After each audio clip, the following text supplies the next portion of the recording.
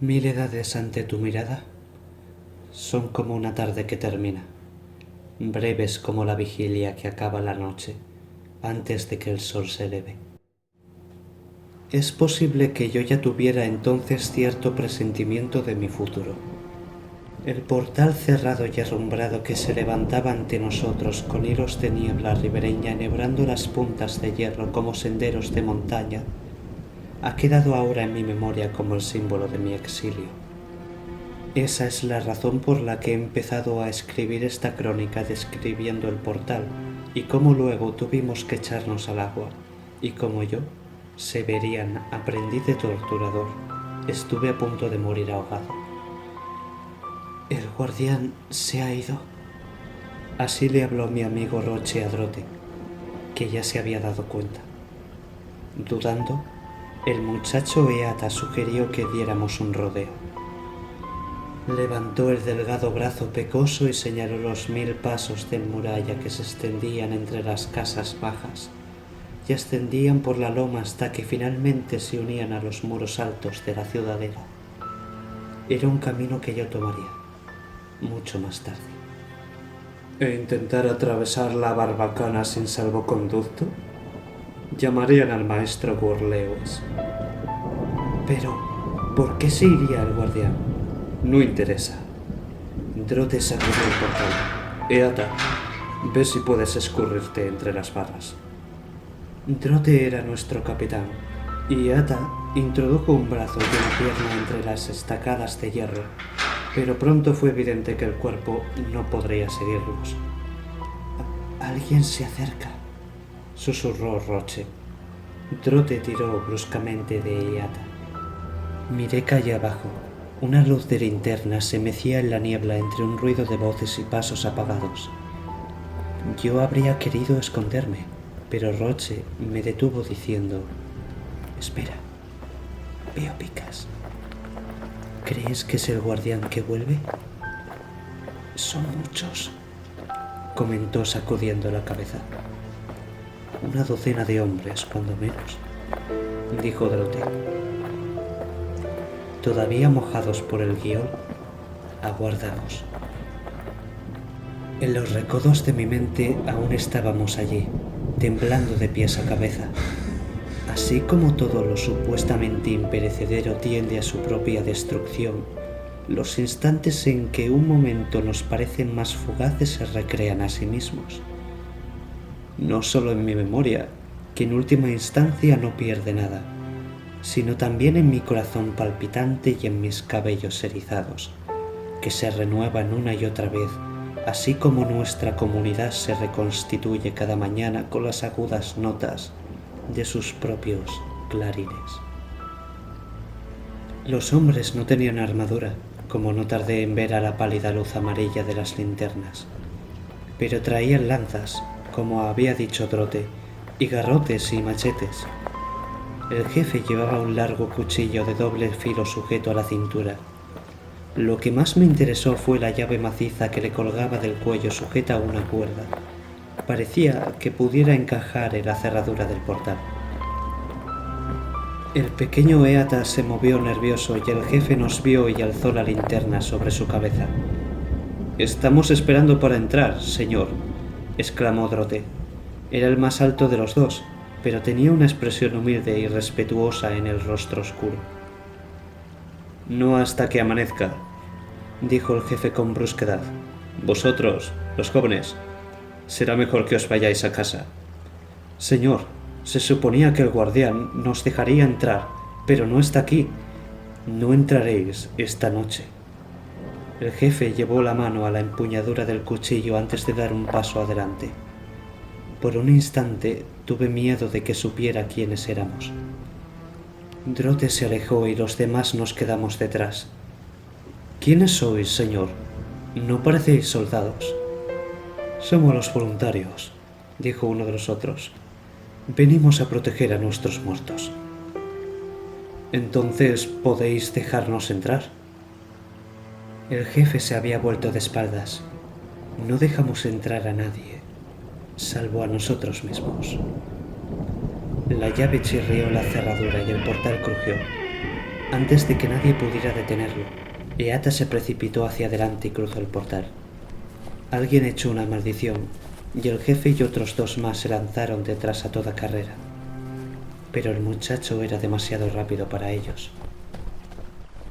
Vimos como el pelo rojizo y la camisa de retazos zigzagueaban entre las tumbas hundidas de los pobres para luego desaparecer entre la espesura de estatuas, algo más arriba. Drote intentó seguirlo, pero 2 hombres lo tomaron por los brazos. Tenemos que encontrarlo, dijo Drote. No os robaremos vuestros muertos. ¿Por qué queréis entrar entonces?, preguntó uno de los voluntarios. Para recoger hierbas, respondió Drote. Somos ayudantes de médicos. ¿No queréis que los enfermos curen? El voluntario se quedó mirándolo. El hombre de la llave había dejado caer la linterna cuando echaba a correr tras Eata, y solo quedaban 2. A la débil luz de estas linternas, el voluntario parecía estúpido e inocente. Supongo que sería un trabajador de alguna clase. Drote continuó. Tiene que saber que para que ciertos simples alcancen un máximo de eficacia, es preciso arrancarlos del polvo de las tumbas a la luz de la luna. Pronto llegará el hielo y lo matará todo, y nuestros amos necesitan abastecerse para el invierno. Los 3 dispusieron que entráramos esta noche, y el padre de ese muchacho me lo cedió para que me ayudara. No tienes nada donde guardar los simples. Todavía sigo admirando a Drote por lo que hizo después, dijo. Tenemos que atarlos en haces para que se sequen. Y sin la menor vacilación, sacó del bolsillo un trozo de cordel común. Ya entiendo, dijo el voluntario. Era evidente que no entendía. Roche y yo nos acercamos al portal.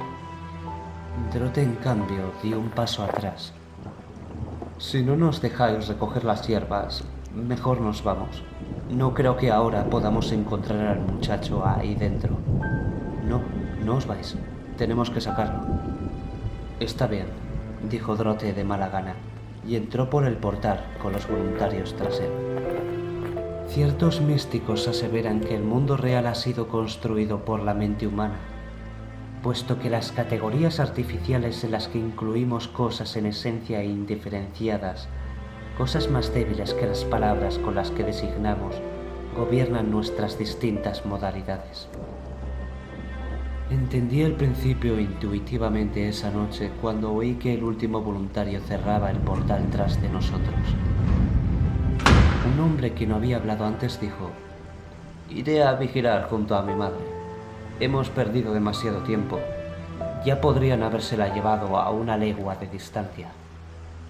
Varios de los demás musitaron su asentimiento y el grupo empezó a dispersarse, moviéndose una linterna hacia la izquierda y la otra hacia la derecha.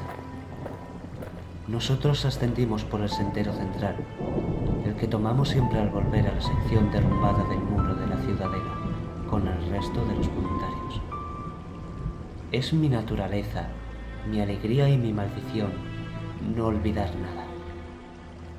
Cualquier chirrido de cadenas, cualquier susurro de viento, cualquier visión, olor o sabor permanecen inalterados en mi mente, y aunque sé que no es así para todos, no me imagino qué puede significar ser de otra manera. Los pocos pasos que dimos por el sendero blanqueado se me presentan de nuevo ahora.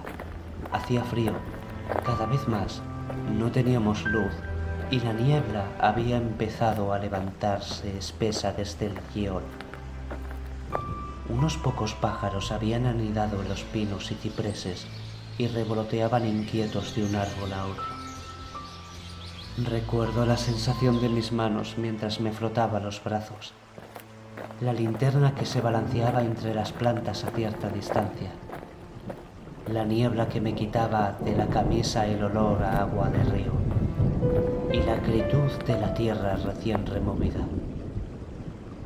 Casi había muerto esa vez, ahogado entre las raíces entrelazadas.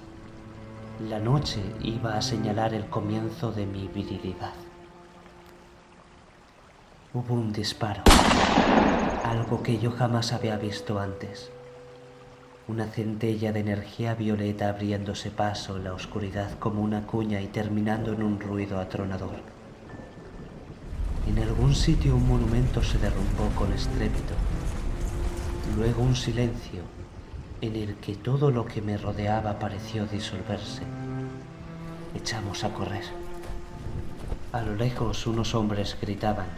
Oí un ruido de acero sobre piedra, como si algo hubiera golpeado una de las lápidas de las tumbas con un va del aire. Me precipité por un sendero que me era, o al menos así me pareció entonces, completamente desconocido. Una cinta cubierta de huesos rotos del ancho de 2 hombres que descendía serpenteando hasta un pequeño valle. En medio de la niebla no me era posible ver nada, salvo el bulto de los monumentos recordatorios que se levantaban a un lado y a otro. Luego, tan repentinamente como si alguien lo hubiera quitado de un tirón, el sendero ya no estaba bajo mis pies. Quizás yo había pasado por alto alguna curva. Giré para esquivar un oblesque que pareció alzarse delante de mí y embestí violentamente a un hombre de chaqueta negra. Era sólido como un árbol. El impacto me hizo perder el equilibrio y me dejó sin aliento. Oí que el hombre mascullaba unas maldiciones y luego un sonido susurrado de no sé qué tipo de arma. Otra voz exclamó: ¿Qué fue eso? Alguien me atropelló. Desapareció, quien quiera que fuese. Yo permanecí tendido y en silencio.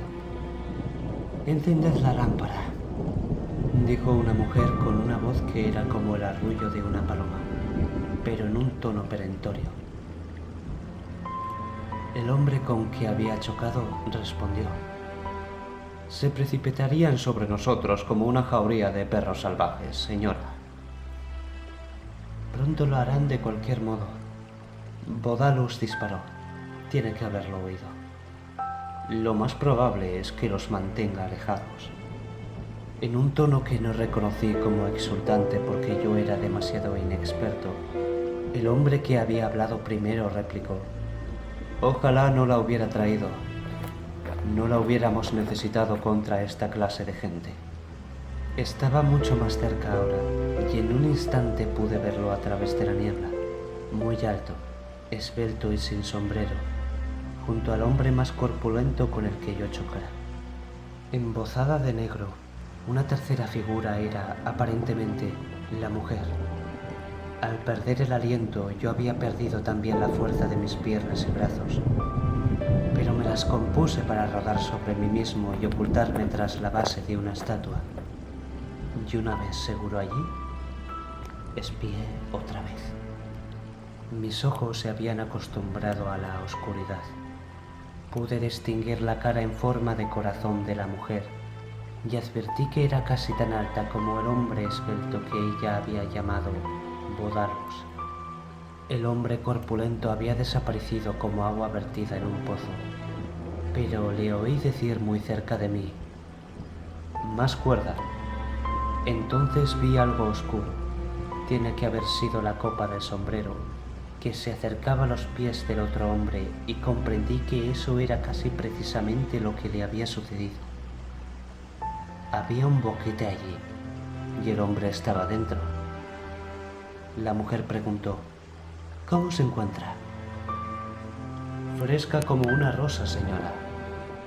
Apenas hiede y no hay por qué preocuparse». Con una agilidad que me sorprendió, abandonó el boquete de un salto. «Ahora deme un extremo y yo tomaré el otro, señor, y lo sacaremos como una zanahoria».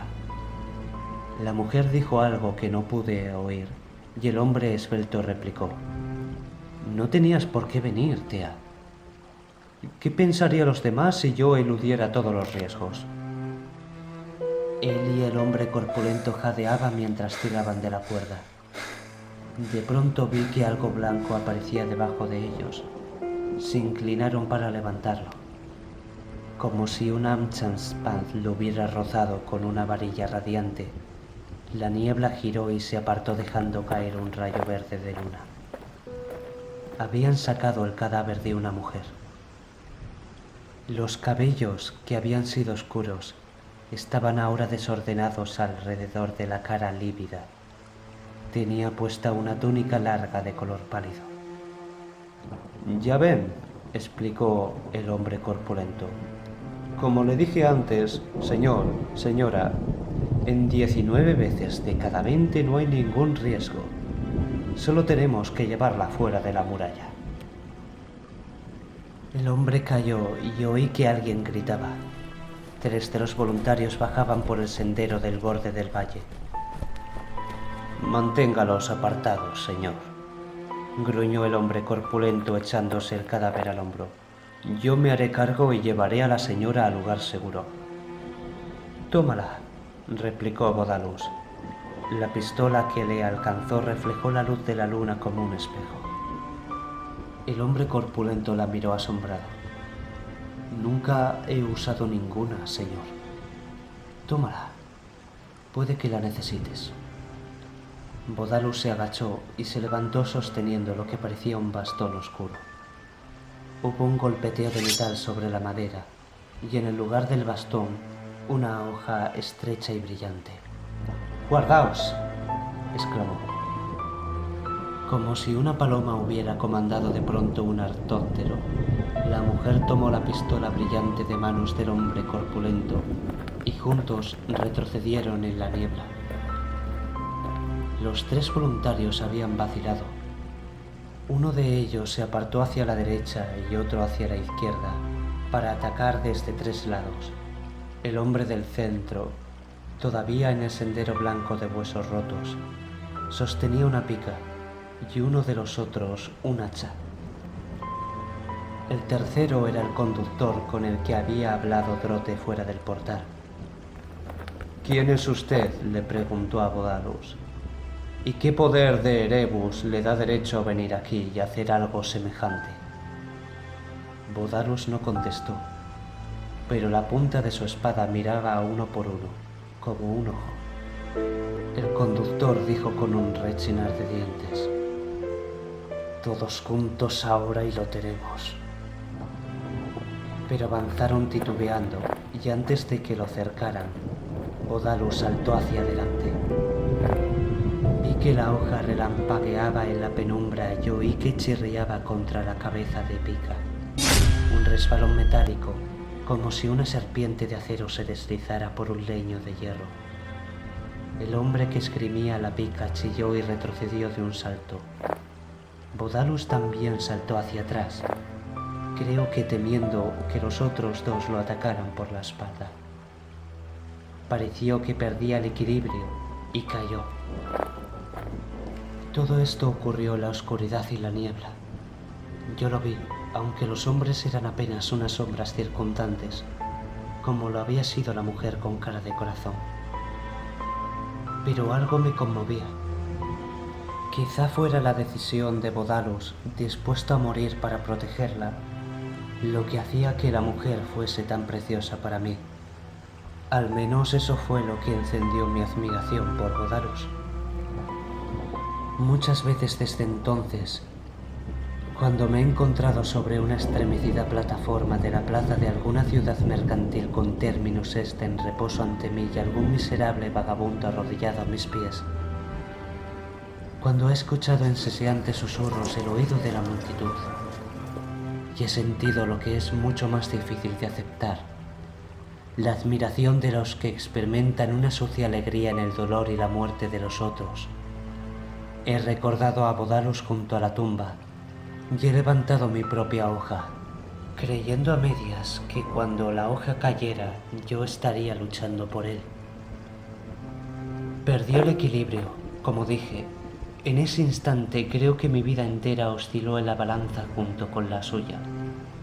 Los voluntarios de los flancos se le echaron encima, pero él había conservado el arma. Vi relampaguear la hoja brillante, aunque su dueño estaba todavía en tierra. Recuerdo haber pensado qué maravilloso hubiera sido tener una espada semejante el día en que Drote fue designado capitán de aprendices e identificarme de esa forma con Bodalus. El hachero, contra el que Bodalus había lanzado el golpe, se echó hacia atrás. El otro avanzó con un largo cuchillo. Yo estaba de pie entonces observando la lucha por sobre el hombro de un ángel de Calcedonia y vi que el cuchillo bajaba, erraba por un pelo a Bodalus, que rodó de lado y se hundía hasta la empuñadura en la tierra. Bodalus atacó luego al conductor, pero estaba muy cerca y la hoja era demasiado larga. El conductor, en lugar de apartarse, soltó el arma y aferró a Bodalus como un luchador. Se encontraban al borde mismo de la tumba. Supongo que Bodalus había tropezado con los terrones excavados fuera. El segundo voluntario levantó el hacha y titubeó. El conductor era el que estaba más cerca. Trazó un círculo para asestar un golpe certero hasta que estuvo a menos de un paso de donde yo me escondía. Mientras así preparaba el terreno, vi que Bodalus arrancaba el cuchillo clavado en la tierra y lo volvía hacia la garganta del conductor. El hacha se alzó para asestar el golpe. Agarré el mango junto por debajo de la cabeza casi sin darme cuenta y me encontré enseguida en la lucha, pateando y después golpeando. Súbitamente todo había terminado. El voluntario cuya arma ensangrentada yo sostenía había muerto. El conductor de los voluntarios se retorcía a nuestros pies. El hombre de la pica había desaparecido. La pica estaba tirada en el sendero. Bodalus recuperó una banda negra caída en la hierba y envainó en ella la espada. ¿Quién eres? Severian. Soy un torturador. O, mejor dicho, soy un aprendiz de torturador, señor. De la Orden de los Buscadores de la Verdad y la Penitencia. Tomé aliento. Soy un Bodalarius, uno de los miles de Bodalari de cuya existencia no sabe usted nada. Era una palabra que yo mismo apenas había escuchado. Ten. Puso algo en la palma de mi mano, una pequeña moneda tan pulida que parecía engrasada. Me quedé apretándola junto a la tumba abierta y miré cómo el hombre se iba. La niebla lo devoró mucho antes de que llegara al borde, y unos instantes después un volador afilado como un dardo chilló en el aire. El cuchillo, de algún modo, había caído del cuello del hombre muerto. Quizá él mismo se lo había quitado en la agonía. Cuando me incliné a recogerlo, descubrí que aún tenía la moneda en la mano. Me la metí en el bolsillo. Creemos que inventamos los símbolos, pero en realidad ellos son los que nos inventan a nosotros. Somos sus criaturas, conformados por sus contornos duros y definidos. Cuando los soldados curan, se les da una moneda, un semisellado con el perfil de la autarca. Aceptar esa moneda es aceptar los deberes y los trabajos especiales de la vida militar. Desde ese momento son soldados, aunque no sepan nada del manejo de las armas.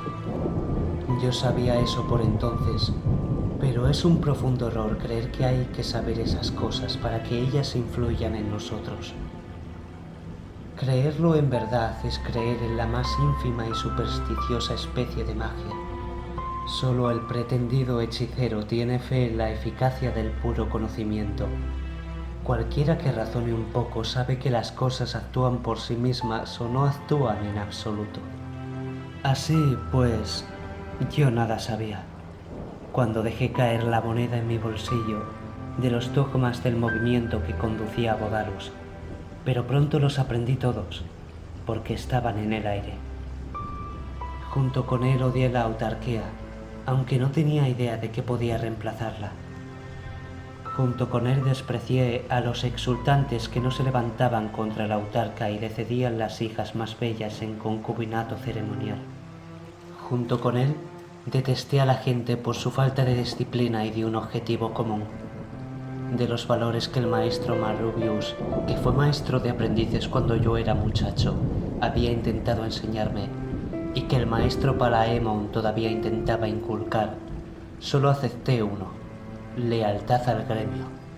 En esto no me equivocaba. Era, tal como me había parecido, perfectamente factible servir a Bodalus y seguir siendo torturador. Fue de este modo que emprendí la larga jornada por la que fui retrocediendo hacia el trono.